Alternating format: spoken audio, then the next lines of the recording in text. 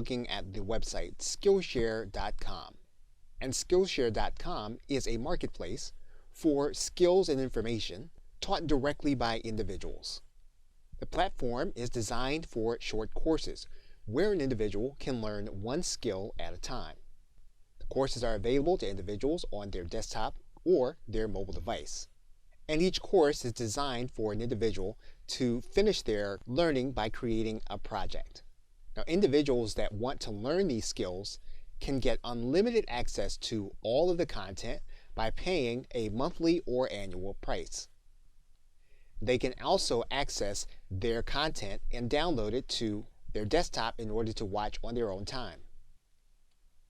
Skillshare as a learning platform is available to organizations as well as individuals by scholarship.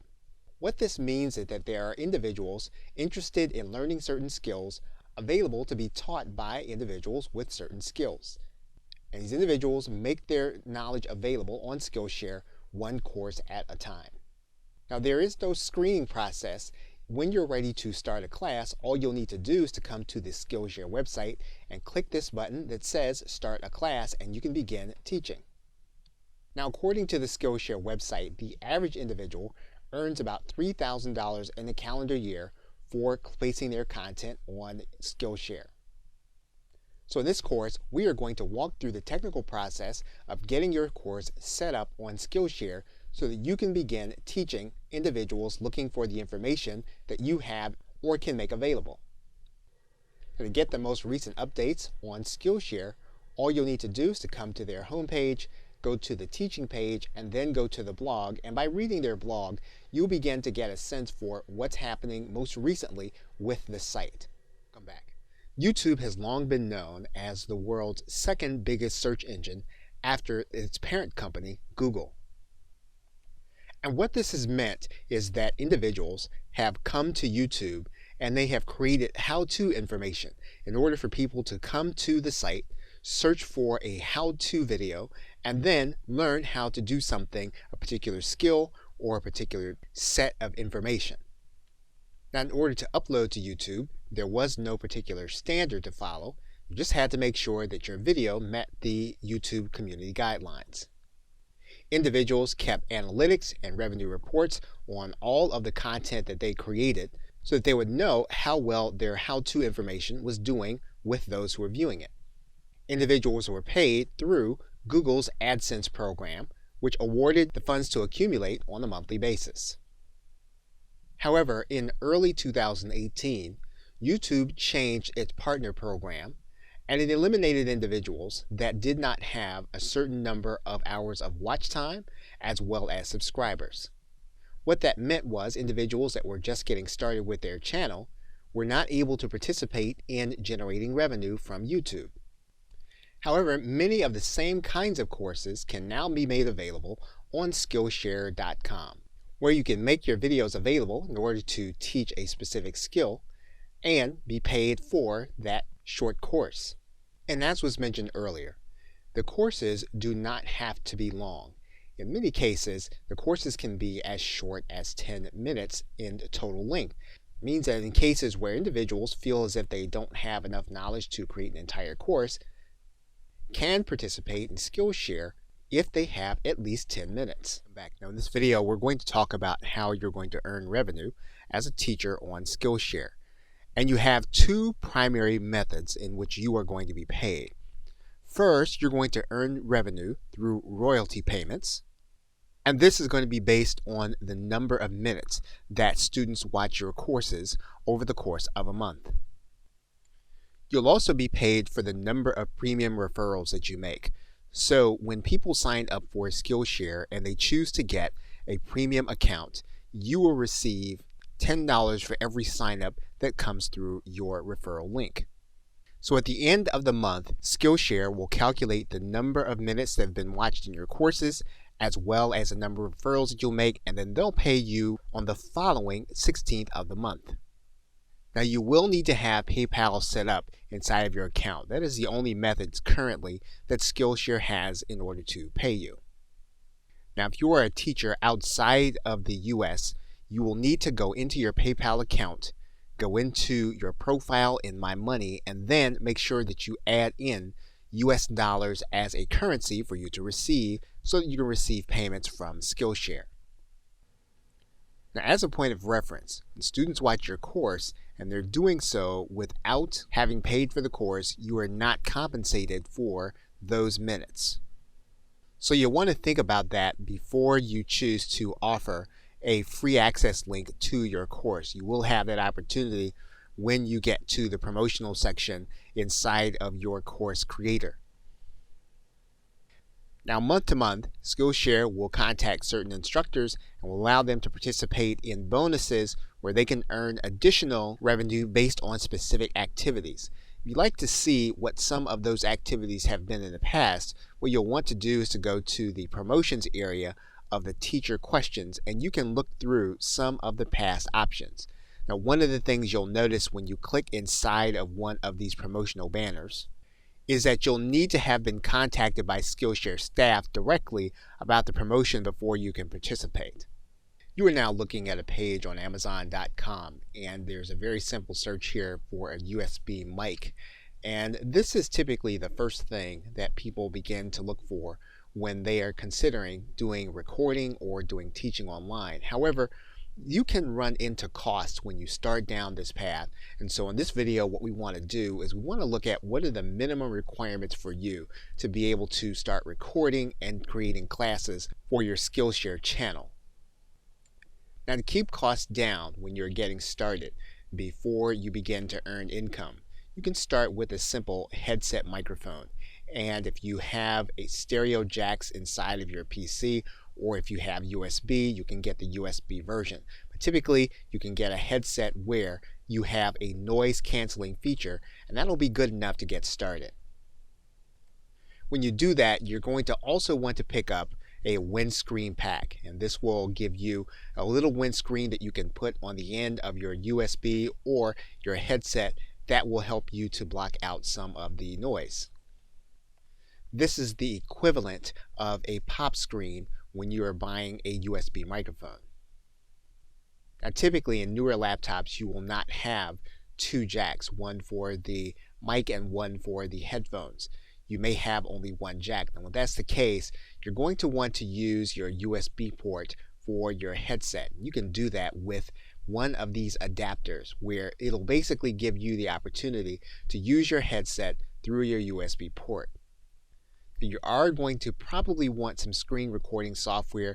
This will allow you to record both PowerPoint and your screen. You can get that through TechSmith, and their software is called Camtasia Studio.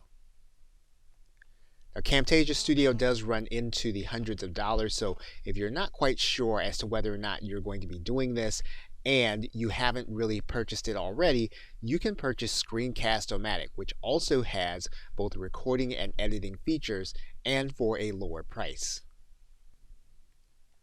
Now, if you want to include yourself in your videos, as an optional feature, you can have a webcam separate from the webcam that comes with your laptop computer. Now, you are going to want to use one that does record in HD, and there is one such as the Logitech 930E, where the resources run inside of the camera and not inside of the computer. Therefore, it will not take up a lot of your memory. Now, those are the elements that will get you started and ready to create your courses. In this video, we want to talk about policies and screening. And Skillshare has a teacher handbook, and you should familiarize yourself with that handbook before you start teaching. We're going to go over a few highlights in that handbook. Now, in particular, the big picture of Skillshare is this, that you're going to foster learning for the sake of learning. So you're not doing these courses for lead generation, and you're not doing them in order to enrich yourself. What you're really doing is you're imparting knowledge to them in an area that they have decided that they want to learn. We've talked about the fact that each of your courses is going to be created with a class project, and we'll be talking about that in the content creation video. One thing that you want to be aware of is that you cannot publish a course on Skillshare that's going to be free elsewhere. That doesn't mean that you cannot use other platforms. You just want to make sure that any place where your course is, that video is not available. So you don't want to have it available on YouTube as well as Skillshare. Now, in terms of student contact, Skillshare is stating that they would like student contact to take place through the discussion section and not by email. So you don't want to use your private email to contact students. You want to keep all of your conversation on the Skillshare platform. Now, they're pretty clear on the fact that, again, these courses should not be self-promotional, nor should they be how to get rich schemes, as they call them. What they're also stating is that they don't just want a walkthrough of a platform. They'd like for you to make sure that you have added value to what you're actually teaching people when you're going to be talking about a particular platform. And again, what they don't want you to do is to show people how to resell existing products, such as drop shipping or multi-level marketing. Neither one of these courses are going to be allowed. And when it comes to marketing and promoting yourself, they want that to happen in the intro or outro video. They don't want that in the entire course. And to take a step back, Skillshare does not want you to promise your students a specific outcome. Now, again, what you're trying to confer are skills. You're not trying to confer something that they've got to pay for or they're going to want a refund. You're going to see several sections in their community guidelines as well as their entire policy book about self-promotion. It really means that they're pretty serious about you wanting to keep all of your activity on the Skillshare site and really using the platform for what it is, and that is to help people to gain skills. Now, we just reviewed some key highlights. When you are in the Skillshare platform, there is the handbook, and you can read it from this link, and you'll be able to get a sense for everything that Skillshare is looking for and everything that they don't want. We are going to walk through the process of setting up your account. And to do that, we're going to click Become a Teacher. Then we're going to scroll all the way to the bottom. We're going to click Start a Class. We're then going to sign in with our username and password. You can use Facebook or Google if you prefer. And once you are on the inside, you'll want to pick your class category. Then you'll be asked what your primary goals are. Now, Skillshare will bring you directly to the course creation facility. However, we're going to first start by going to the profile area. We're going to click the profile, and then we're going to click View Profile. Once we do that, we're then going to click Edit Profile. So the first, we have latitude where we can change our profile image. We can write information in about who we are. We can write in our social media accounts as well as one personal website. We're also going to be asked to include a section for skills.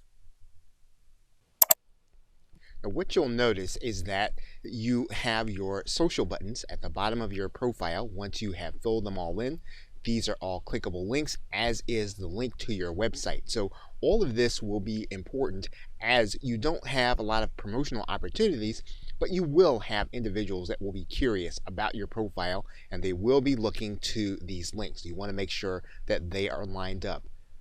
Now, you have another opportunity within your profile to showcase your skills. And when you click this Add a Project button, what you can do is you can add content that will be representative of who you are and what it is you do. Now, you can add images, you can add videos, and you can add links. Now, once again, you want to be careful that this content is not going to be promotional, but that it is going to be representative of your projects. Now, what you can do is you can make this project private so that other individuals will not be able to see it by default, and you can only show it to those individuals that you want to see it. So again, you have a lot of flexibility when it comes to creating this part of your profile. Now, there are some account settings that you want to be aware of. For example, if you go to this account settings button and you go to the link, you are going to see that you're going to be able to set your username. You can also connect your account to Facebook and Twitter, and this will allow you to post your updates onto your timeline. So what you're going to do here is you're going to click Connect, and then you're going to do it again for Twitter. and that people cannot find it on the web. Maybe you want to use or you want to teach this and you don't want everyone to know that you're doing this on Skillshare, you can make your profile private. You can do all of this and hide it from the web. By default, it does show in the web results. By default, your profile is public. So what we're going to do here is we're going to click Save Changes. You also want to look to your email notification section. When you get to the email notification section, you can determine which of the emails you're going to receive and which ones you are not. Generally, if you're going to be engaged in your course and you want to keep up and you really want to make a go of it on Skillshare, you want to start out with all of these emails made available, and then over time you can come back to your profile. You can determine which ones are overloading you, and then you can determine which ones that you're going to tick off. Now, there are two things when it comes to payments. There are payments that you're going to be making to Skillshare, and this is going to be with respect to your being subscribed as a student. You can add a payment method here. You're also going to want to have a payment account for you to be paid, and that's going to be a connection to your PayPal account. And once you've filled in your requirements, your profile is then ready for you to begin teaching classes. In this video, we're going to start working on our course outline. And you'll notice that we are using Google Slides. Now, if you use Microsoft PowerPoint, that's going to be pretty much the same thing. If you want to import your PowerPoint presentation into Google Slides, perhaps you're going to have someone proofread it, or you're going to work on it with someone, you can do that by importing that presentation into Google. So we're going to start a new presentation, and then we're going to give this presentation a title. Now, one of the ways before you think about how you're going to design the course or how you want it to appear is to think about the content and what you actually want to teach someone. And you want to start by taking each of the individual steps and then creating at least one slide for all of those steps. So in this case, we're going to create several slides, and each of those slides will represent either one step or one video. Now, what you want to do is you want to create one video for your introduction, another one for the conclusion, and then if you're going to have sections in your course, you're going to want to have at least one video introducing the section. So as you think about your content, you're going to want to think about how many sections is your content going to be. You should have one slide explaining that section, and then one slide explaining each step within the section. So what we've done is we put in our introduction slide, put in our conclusion slide. So once we've outlined the course, we can determine then that each slide is going to represent one video. And so now what we want to do is we want to go back. So what we want to do is we want to go back and we want to write in a narration script that will also double as a PowerPoint slide. And basically what we're trying to do is we're trying to write in to the slide enough information to give an individual something to look at without writing everything that we're going to talk about during our presentation. What you want to try to do in Skillshare is you want to try to communicate one specific skill and idea. You can always go back and you can break up your course into several ideas, but you're trying to teach one concept for people to be able to do one thing. And so what you may want to do at this point is you may want to narrate at least one slide. Then you'll be able to tell exactly how long your course is going to be and whether or not you're going to need to break it up into several pieces, or if you have one that's going to be about the right length. And now once you have all of the slides that you're going to be doing, once you have your outline, you can either narrate it or you can talk between the points while the PowerPoint scrolls. In either case, but you want to use the outline communicating all of the information that you want to get across concisely. What you also want to think about is that all of these lessons should lead to your students being able to put something together, to do something that they can either display or that they can put together and post onto the site. In this case, there are probably several instances where an individual can actually take the content that you're looking at and then turn it into some kind of project. So we're going to be designing that project in the course creation video. Now, if you want to redesign the look and you don't want to just use plain black and white and you want to do something that's going to be a consistent brand, you can do that. But the very first thing you want to be concerned about is the content, and that's what we've done in this video. We want to discuss the subject of whether or not you should use private label rights or PLR content in order to create your courses. Now, Skillshare says that you must be the primary content producer behind your work. Even if you own the content, you may not publish content that you are not directly teaching yourself. So that means then that you cannot upload videos that were created by others, and you probably want to be careful about creating content, videos from information that you have not directly changed in order to create your courses. Another guideline from Skillshare is that classes may not draw from external materials that did not originate with you, the teacher. So again, that is another guideline that you are going to need to follow. And then content can only be uploaded to Skillshare once. Repetitive content can be removed. So again, this is another guideline that you're going to want to think about as you consider whether or not you want to use PLR or private label rights content.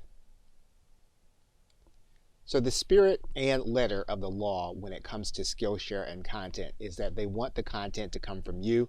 They want it to be something that you have generated from your own knowledge and experience. And so in most cases, this will go beyond the case where you are simply rewriting private label rights content. If it feeds into the knowledge that you have and that knowledge comes out in the course, it's probably permissible. If you were purchasing the content, you were changing it, and you were simply transferring the work from one person to another, that's actually not the spirit of Skillshare. The key is whether or not your students are learning new information. And so if you are using any kind of content, whether it's private label rights or even from a different author, it should be invisible to the student and it should come out in what you are able to teach and what you have already learned. Come back. You were looking at the overview slide that we created in a previous video. And one of the ways that you can create your course content is that you can scroll through your PowerPoint presentation and then you can give discussion between each of the points. And so basically what you're going to do is you're going to scroll through your PowerPoint, you'll stop and then do some explanation, you'll move on to the next step. And as you continue to do this, you will complete your slides in a particular period of time. Now, it's recommended that, again, you stick to breaking up your content into videos based on subjects. As you talk through each subject, what you're going to do is you're going to complete the thought on each point. Another way to record the video is to discuss what people are seeing on your screen. And as you have seen in previous videos, you can demonstrate what's happening on your screen and then giving your viewer the opportunity to experience what they should be doing.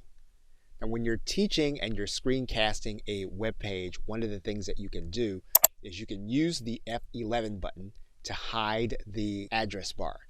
So in this case, if we click F11, our address bar will disappear. If we click F11 again, our address bar will come back. When we are demonstrating in full screen mode, if we need to switch between tabs, all we'll need to do is to click the Control button, and then we'll need to click the Tab button. That'll move over one tab where we don't have to stop the video in order to continue recording.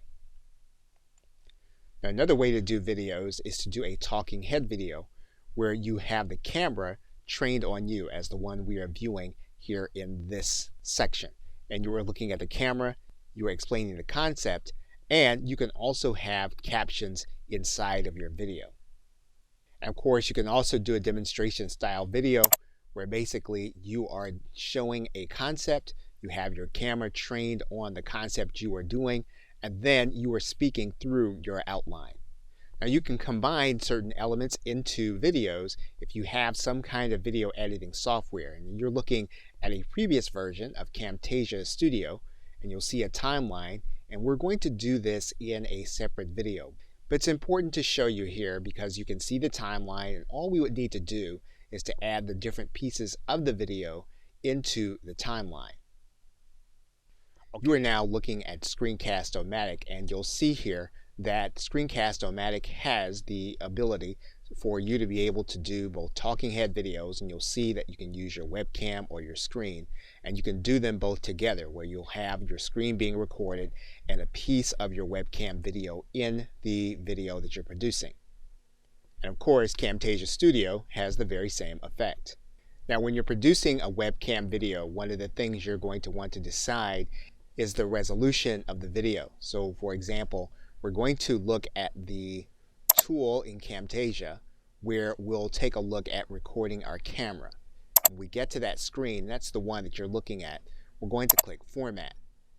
And when you look at the format, you're going to see that there's an output size, and you can determine what the output size is going to be.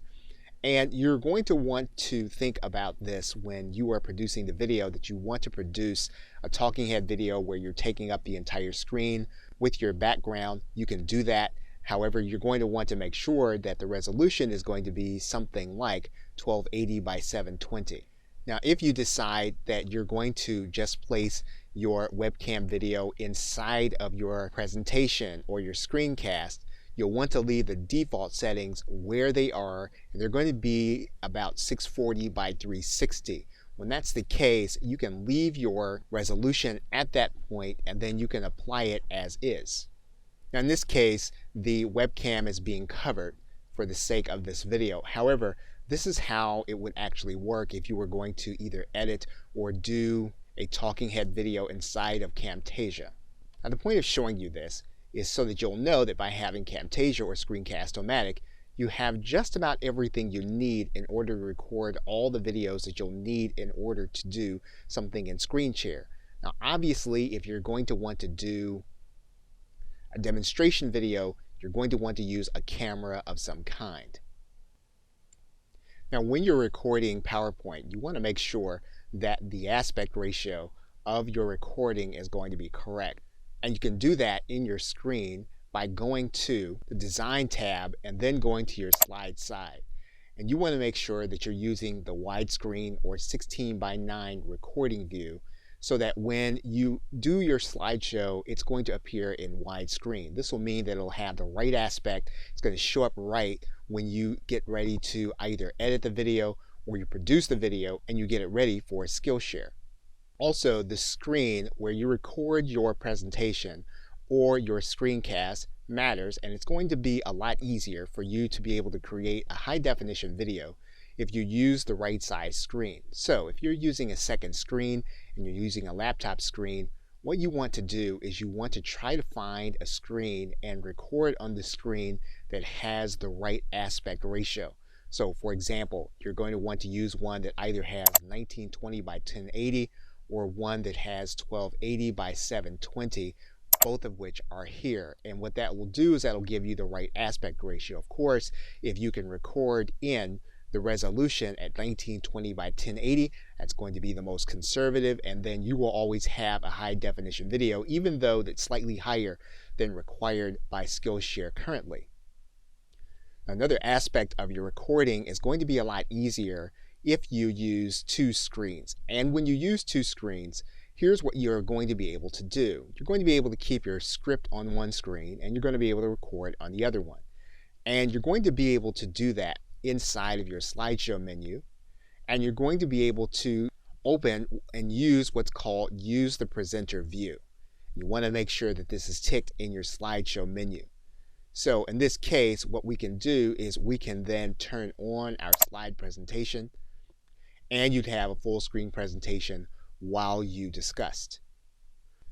So that you can see the other view, we're going to switch the display settings, and we're going to swap out the other view. Now this is the presenter view, and this will be on your other screen. So while you're scrolling through, what you'll notice is that the next screen actually shows up, and you'll be able to see what's going to come up next. On the left side, you'll see what you have currently. On the right side is what's coming up. So you'll be able to get a look at the next animation, in addition to having your notes here in this section. So you can have the animation and the notes. You'll know what's coming up next, and then you'll be able to talk through your points. Now, for the sake of this video, we're now going to switch back to the slideshow view. And you'd be able to use your recording as you scroll through. Now, in order to show different places in the presentation, there's a way to do that. And to do that, we're going to switch back to our presenter view. And if we needed to skip to the end to find a particular slide, what we would do is we would click this See All Slides button. We'd skip to the slide where we want to be. And then this is what would then appear on the screen where we are presenting. When we want to go back to our place, we go back, click this See All Slides button, and then go to the place where we want to be. And again, if you're using your presenter view, this is going to be on your second screen. What's actually going to appear while you're recording is going to be what you're seeing here on the left side. So what we're going to do now is we're going to switch back to our slideshow. And what we're going to do now is we're going to go back to our screen, and we're going to do that by clicking our Show Taskbar button. And then we'll be able to pick up our browser again. Video, we are going to talk about editing our video, and we are inside of Camtasia Studio. So if you have another editing program, you'll need to make sure that you understand how to use your editing program with the basic features we're going to be explaining here inside of Camtasia Studio. Now, one of the very first things you'll notice is at the very top in this button, you'll notice that this video is being edited at the resolution of 1280 by 720. We'd like to then change that resolution if we can, and we'd like to change that resolution to the maximum resolution of 1920 by 1080 if possible. Now, in some cases, this will not be possible given how you recorded the video. However, we're going to seek to make this a larger size when we edit. Now, the other thing that you're going to notice is that you have on this timeline, you have the sound and video. Now, this file has actually already been edited. So for the sake of this video, what we're going to do is we're going to delete the file, and then we're going to resave the project.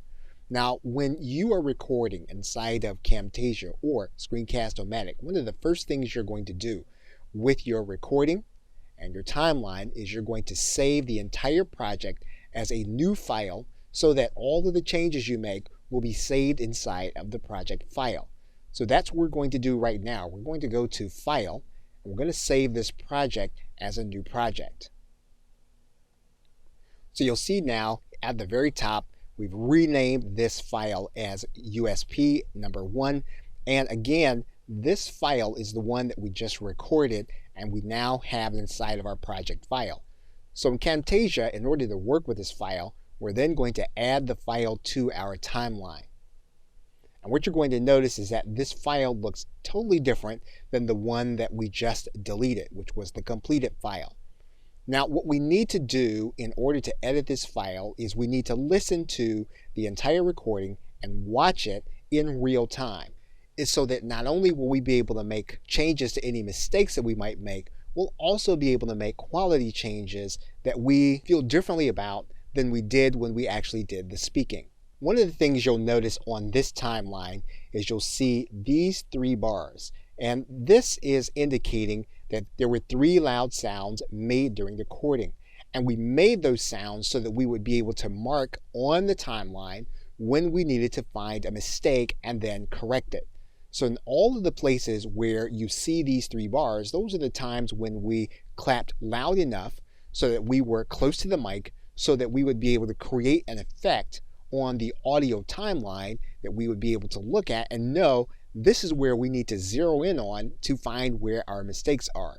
And so basically what we'll need to do is if we're listening in real time, we'll be able to go to these locations, listen to it again, and then edit out the mistakes. Now in Camtasia, that's a simple matter of using the cursor and then the scissors. And then once again, we can go to this area. We would listen to it, of course, but we would then cut this part out, and then we can do it again by cutting these parts out. Now again, once again, you'd want to listen to find out where your mistakes are, but you'd be listening for the mistakes that you noted during your actual recording. So again, this is going to be something that you'll want to do while you're recording so as to make it easy when you're doing the editing.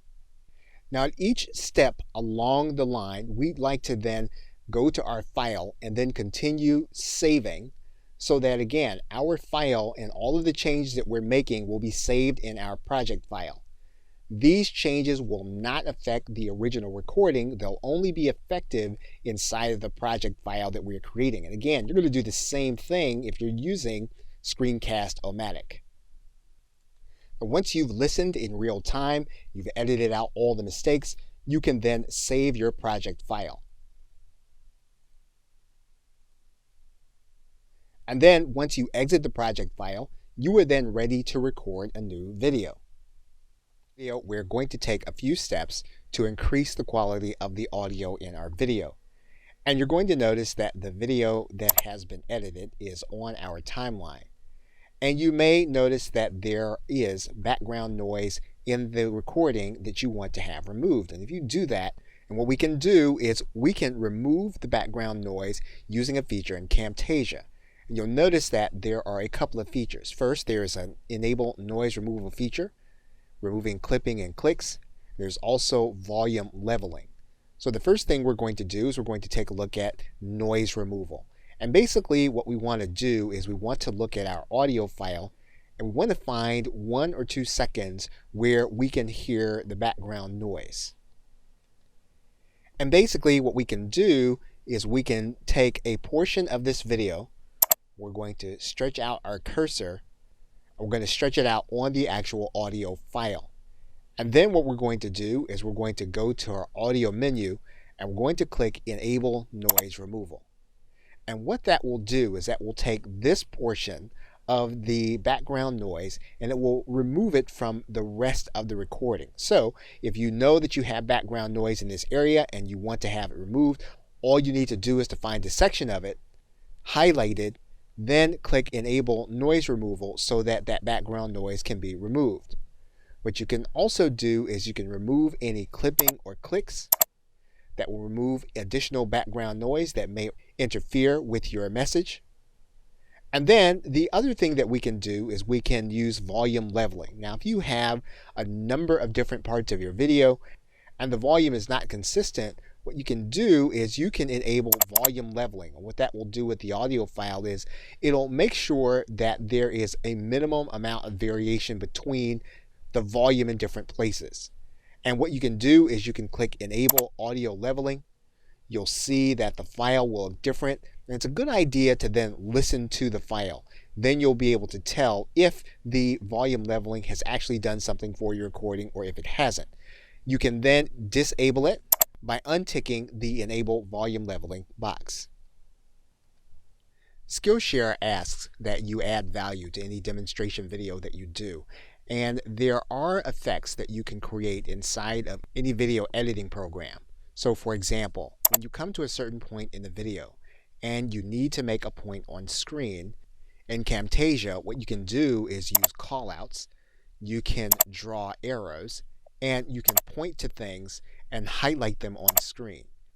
Now, this is obviously not a Camtasia tutorial. However, you can use these effects to draw attention to things and then add value to your video by using callouts. Screencast-O-Matic will have different effects, but what you want to do is you want to pick the points where you need to re-emphasize something, and then you want to use the callouts to help you to do that. So it might be that you would decide that you want to highlight different aspects of the video. So for example, we can come to a certain point in the video. We can decide that we want to highlight something here. We would use one of the callouts, and all we would need to do is to drop the callout here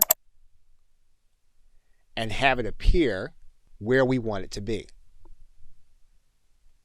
So whatever video software you're using, you want to use the annotation effects to add to your edited video so that it would do a better job of explaining than just your demonstration or your PowerPoint video.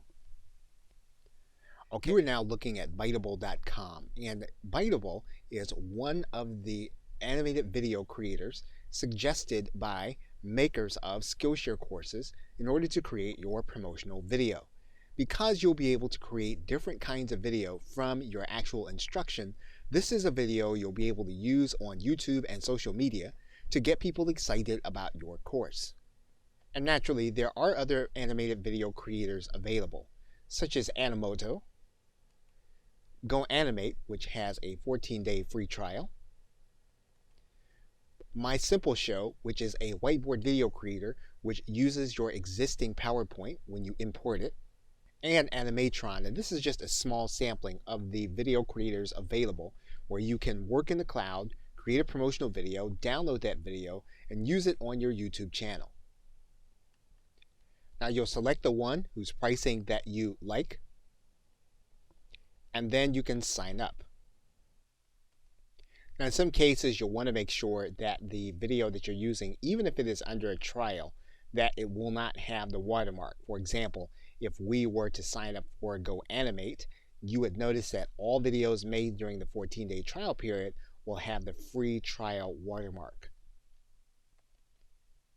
Now as you can see here, we've created a video inside of Biteable in about 7 minutes time. So what we're going to do is we're going to turn the sound down. We're just going to click play so that you can see it. Now in this case, Biteable requires you to purchase their subscription in order to remove watermarks or to download the video. However, what we're going to do is we're going to go ahead and publish this video as it is. Now that the video has been published, we're going to click the YouTube button. And now our video has been submitted to YouTube. And our video is now on our YouTube channel and now ready for playing and sharing.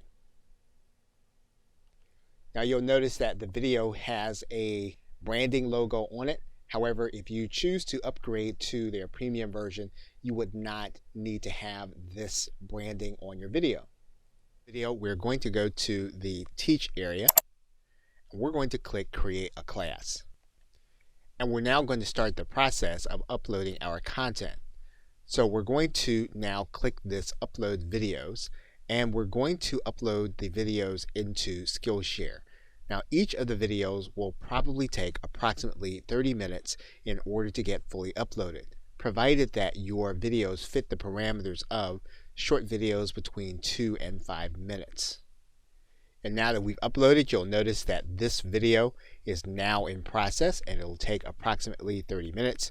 We can continue to refresh the page in order to see and check on the status. So what we've done now is we've uploaded all of the videos to our video lessons. So while this process is happening, we want to click Class Info. We want to go ahead and write in our class title. Once we've given our class a title and a description, we then want to move to the class project. And we want to design a project based on the content that we have already placed in the course, and we want to give our students something tangible to do and something they can demonstrate and post to the course. Now, of course, if you have a file that you want to attach, you can do that, or if you want to upload a photo. What you're going to do next is you're going to choose a category for the course. You're going to choose a subcategory. And then you're going to decide whether or not this is going to be a free or paid course. If it's going to be free, you can designate that here. If it's going to be a course that's part of the paid membership, you can leave this as the default. You're then going to designate the level that the student should be on in order to take the course. And then you're going to write in skills. And now that we see our videos are all uploaded and ready to be viewed, we can now make sure that our titles reflect what we want them to be. And once we do that, we can then hit the publish button. For now though, there are a few more things that we're going to do to our course, and we're going to hit the Save Draft button to make sure that all of our changes are saved. Welcome back. We are now in the video lesson section of our course, and the very first video is actually going to be a sample video that individuals, whether or not they are part of Skillshare or not, they're going to be able to watch the video. And this will be the one that will tell people whether or not they want to continue to watch the entire course. So you do want to make sure that this video generates enough excitement for the rest of your course. Now, one aspect of this video is if you go to the right side, you'll see there that there is a File button, and you can place a course image on top of this video, and this will appear for the cover image for your entire course. So you want to make sure that this video is going to be at least 1280 by 720. And once you've done that, you can pick this image up from your hard drive. Now, since this design will be the one that will entice people and get their attention, this may be something that you want to have designed on a site like Fiverr or Upwork. So now, once you have placed your cover image and your title reflects what you want it to, you are then ready to publish your course. So at this point, you can either save the draft or click publish, and then you will be ready to begin promoting. In this video, we are going to start the process of making referrals with our course. And we're going to need to have a published course in order to do that. So what we're going to do is we're going to click the publish button. Skillshare will ask you if you want to make sure that your course is published. You'll click yes. And now we'll go and click Build Your Marketing Plan. Now, once your course has been published, what you can do is you can begin the process of promoting your course. And you can do that by clicking this Promote button. And you're going to see that you're going to have some options available to you. In particular, you can share your referral link through your social media, and you'll see that link here. You can add in email addresses from this page, and you can also import contacts from Gmail. So in this case, we're going to write in an email, and we're then going to click Send. That person is then going to get an email. You'll see that email, and then that person can click this link to view the class. They'll also get a special offer to join Skillshare Premium. Now remember, they sign up for Skillshare Premium, you will then get a $10 referral fee. And as an added benefit, you're likely to get individuals that if they sign up as a premium student, they will then be watching your course, where you'll then start getting credit for the minutes that they're watching. So you'll want to use this instructor link whenever possible. Now, one of the things that you'll want to consider before you finish publishing your course is that typically when you start a course and you don't publish it right away, you'll get an email from the community manager at Skillshare, and they will be encouraging you to become part of the next Teach Challenge. And when you click this link that says Teach Challenge, you'll be taken to an opportunity to join a course at the beginning of the month where Skillshare representatives will be going over some of the basics of Skillshare and how you can be successful. When you get to the page, you'll notice that there are some contest requirements, and when you finish these two courses, you'll be eligible for certain bonuses that Skillshare makes available, again, to incentivize you to know and understand the rules. And all you'll need to do is to click this Join button, and you will then be part of the course. And your eligibility will be determined by completing your class project in the first 5 days of the month, and then completing your course by the end of the month. And once you are part of the course, you can then begin having discussions with some of the other students in that course. If you go to the project section, you'll then be able to start a project, which again is part of your class requirement. You notice that there were this discussion, and we looked at these discussions. And one of the things that you want to take note of is that you want to do the very same thing in your course in order to engage students. Of course, your project is already there because it's already created. Now, having looked at a course that we're taking, we now want to take a look at the course that we're teaching. Now, the place to do this is on the inside of your course, and you'll notice right down at the bottom, you'll see tabs that mirror the tabs that you have when you're taking a course. And within the community tab is really the area where Skillshare would prefer that you have contact with your students. There are no email facilities because it's their preference that you keep everything inside of this course. And in fact, if your students have chosen to do so, they will receive notification of this announcement when you make it inside of your course. So what you're going to do is you're going to post a question to start a conversation. What you'll see when you begin to write in your question, you'll have a box that says email all students. You'll click that link, and then you'll give your email a subject line. And once you have your subject line, you'll then click post. and then your discussion will be there and emailed to individuals in the course. So now that you know where to have interaction with your students, you're now ready to start looking to promote your course to get students in. In conclusion, you have now walked through the technical process of putting your course on Skillshare, and your course is now published. You now have a referral link, you're now part of the new teacher program, and you are ready to begin promotion. Now, while you're involved in the new teacher course, there are things that you can do to the course by editing the course and then taking advantage of Skillshare's built-in systems to promote your course. And of course, one of the other things that you can do to increase your opportunities to generate income is to teach other courses. However, it's a good idea to be fully aware of promotional strategies so that people will find your course. And because part of your payment structure revolves around recruiting new individuals to come to the site and take on the premium account, this takes a different way of promoting the opportunity.